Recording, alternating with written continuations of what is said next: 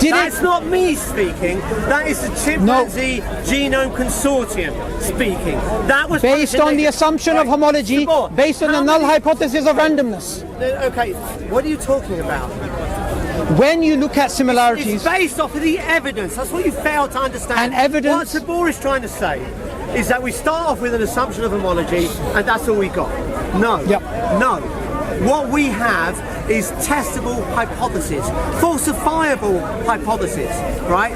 That we then go and collect the data, and then the data will either falsify that assumption or confirm it. Okay. And what the data does is spectacularly confirm it. Like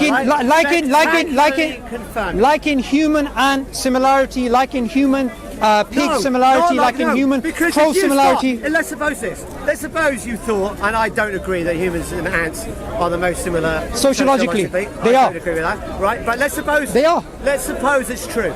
Let's suppose it's true. Okay. Then what we can do, we can look for other supporting evidence to see, is it true that humans and ants share the most recent common ancestor? We can look at other forms of evidence. Using the assumption of homology. We can look at other forms of evidence and test it. So we could look at the genetics between humans and ants and see, does it come back confirming that hypothesis or disconfirming it? Okay. Right? And what it would do is disconfirm it. No, it wouldn't. Right? And also we can look at the fossil evidence. Okay. That would also let's stick to genetics, because that's what it's being about. Forget fossil. We can deal with all that later. What piece of evidence can challenge the assumption of homology in genetics? I want you to give me any piece of evidence. Easy. Go on. Easy. Right? If the amino acid sequences between species did not follow evolutionary phylogenetic branchings, then that would disprove it. But hang on, that's assuming that similarities is due to common ancestry. No, it isn't. So what's he assuming? Okay, it's assuming that if there are common ancestry, homology, then he just says he says there's no assumption. Then he says he assumes. No, I'm saying okay. If I misspoke, I'll correct myself. Okay, here is what we do. We look at data and see, can it confirm a particular hypothesis, right? Or is the null hypothesis confirmed? And in every case... And the null hypothesis is randomness. Right? Yeah. So what? Which is just as likely as me walking down there and getting punched by Lady Gaga and birds coming and eating me away. No, Suboor, that's random. You've misunderstood it. That's where you've misunderstood it. Okay? You've completely got things What I want to know is, when you gave us that... Let me respond. Right? Sure. Okay. You're saying is that if you look at the amino acid sequences, what are you saying? They have to be similar? No. Then what? What are you saying about the amino acid sequences? Let me put up my problem with what you were saying earlier. Okay. You were saying, look at this sequence, the chances of this sequence being this similar based on the null hypothesis of randomness is this number, and that number may be 0.0000001%, which is more than the number of atoms in the universe or whatever. What I'm saying is, why didn't you initially point out what the null hypothesis was when you were giving us that piece? What difference does it make? What? 1 second, I'm dealing with it. The difference it makes is that you're telling us the entire story. You're not just giving us a part of the story.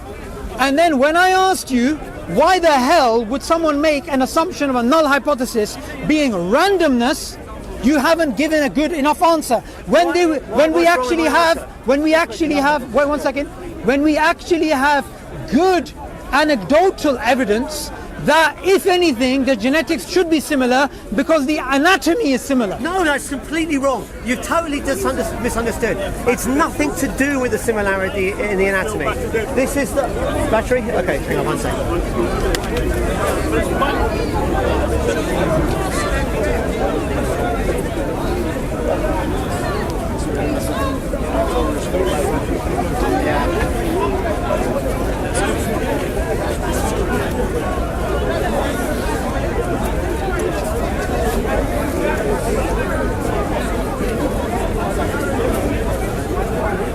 Okay, right, this is what Suboor just fundamentally doesn't understand about this argument, right? It's nothing to do with the anatomy, right? What we've proven is that you can have a completely different amino acid sequence and the same functional protein. This is the whole point. It does not. What he's saying is, oh look, humans and chimps have got similar anatomy, so of course they've got similar amino acid sequences, and that's just wrong. Why? Right? I'll tell you why. Because if you take out the amino acid sequence, if you take out the protein from, let's say, yeast, right, and put the human protein in there, the function of the cytochrome C is unchanged. So you can have any amino acid sequence you like, right, and you will still have the same functional protein. Therefore, right, it doesn't. You can't conclude that the amino acid sequences would be similar based off anatomy. You cannot conclude that. That is false. No, that's right? not true. It is completely and utterly false. It's not. Right? Okay, so let me explain why you're wrong here. When somebody is making a comparison between two different types of, say, sequences. Yeah. Now, if two things look similar, then why would somebody make the null hypothesis randomness unless you wanted to reconfirm what you already knew? Now, the issue here is this. Everything we've spoken about so far is based upon genetics. You believe genetics is decisive evidence for human-chimp ancestry, yes or no? Yeah, I believe that, and so do the authors of the chimpanzee sequence paper. Not just me, right? Sure, fine. Right, this Okay, is what. okay, this fine, is fine. the broad consensus in science. In fact, Suboor, let me challenge you. Can you show me any papers in a journal as similarly high impact as Nature that say humans and chimps don't share a common ancestor? Can you quote me even one paper? I already told you, based on the assumption of homology, that is a hypothesis. That is what was the paper? Wait, hang on. Which paper was it? Okay, wait, relax. We got time. You know. I have to go in about 20 minutes from now. Okay, that's fine. No problem. You've been refuted enough, but I'm going to make one last point. Not been refuted at all. Zero refutation. Okay, wait 1 second. Let me refute both of you at the same time because he's been talking a lot. Let me ask you a question. Yeah. All this time he's been speaking about genetics, and I've been bringing him back to the idea of homology, and that genetics adds nothing new to the assumption of homology and nothing new to the evidence of human-chimp ancestry being true literally, because this is a philosophical problem, not a scientific problem which can be resolved by data. The yeast evidence is clear evidence. It is. Right? All he's been speaking about is genetics. Now I want to ask him one particular question. Do you think genetics has added anything new to the philosophical paradox of homology and homoplasy?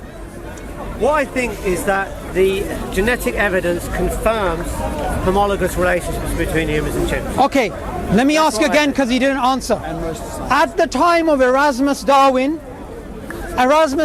believed in human primate ancestry based on the assumption of homology. So did John Baptiste Lamarck. So did the ancient Hindu philosophers based on the assumption of homology.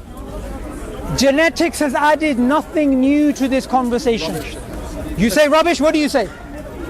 I would say that here's not what I say. I'm your interpretation of what they say. I'm nobody, okay? I know that. Right? Okay, thanks. Okay, who is not nobody is the Chimpanzee Genome Consortium. They are not nobody, they are the top experts in this field, okay? And it's not just one author, this is a consortium of all the leading genomic institutes in the world. And what they say is that the genetic evidence spectacularly confirms common ancestry. Right, now you said it's all about genetics, so I'm going to give you some fossil evidence. Wait, one second. No, we're not going to move on from that point. Why not? They are saying this is evidence based upon their assumption of homology. If the null hypothesis is randomness, like you admitted, which is a self-confirming theory. It isn't. Right. If you by definition, if you've got a null hypothesis and a hypothesis, and they're different data, by definition it's not self-confirming, is it? Because you've got a null hypothesis. Yeah, but if the null hypothesis... So that makes no sense at all. If the null hypothesis is... That doesn't make any sense at all. If the null hypothesis is absolutely ridiculous, like me walking down there and getting mugged by Lady Gaga and birds eating away at me, anything in comparison is going to be highly likely in probability. You say it's ridiculous because you don't understand anything at all about genetics. Now, here's the thing. all this time, Phil has been bringing up the idea of genetics. All right, I'll switch to fossils. And we will. Fine. I would